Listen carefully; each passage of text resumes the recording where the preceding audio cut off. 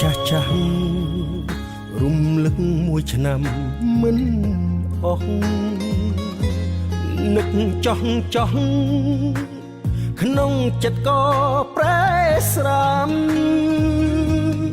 ចង់រត់ចេញឲ្យផុតពីអតីតកាលតែខួរក្បាលនៅតែមិនចាំនៅតែកត់ចំណាំទស្សនាជាផ្សែងនឹកគេណាស់ចង់អោបគេដូចមុននឹកដល់ថ្នាក់គ្រុនធ្វើបាបតែខ្លួនឯង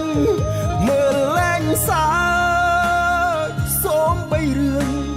កំថ្លែងតែសុំដែរឲ្យគ្រប់គ្នាឃើញធម្មតានឹកគេណាអោបត្រឹមក្នុងយល់សពស្នេហាបានចប់តែឈឺមិនទៅណាលួចមើលមកគ្រប់ពេលដែលសោកកាថាពេលណាជួបគេម្ដងទៀត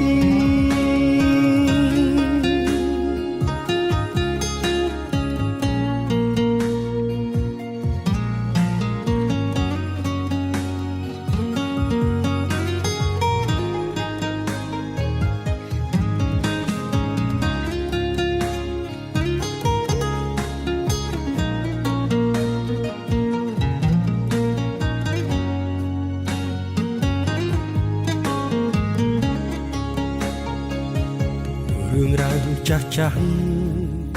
រំលឹកមួយឆ្នាំមិនអស់នឹកចោះក្នុងចិត្តក៏ប្រែស្រាំចង់រត់ចេញឲ្យផុតពីអតីតកាលតែខួរក្បាលនៅតែមិនចាំនៅតែកត់ចំណាំទស្សនាជាផ្សែងនឹកគេណាចង់អោបគេដូចមុននឹកដល់ថ្នាក់គ្រុនធ្វើបាបតែខ្លួនឯងមើលលែងសើចសូមបីរឿងកំប្លែងតែសុំដែរឲ្យគ្រប់គ្នាឃើញធម្មតាថានឹកគេណាអោបត្រឹមក្នុងយល់សពស្នេហាបានចប់តែឈឺមិនទៅណាលួចមើលមកគ្រប់ពេលដែលសោកកាថាពេលណាជួបគេម្ដងទៀតថានឹកគេណាអោបត្រឹមក្នុងយល់សពស្នេហាបានចប់តែឈឺមិនទៅណាលួចមើលមក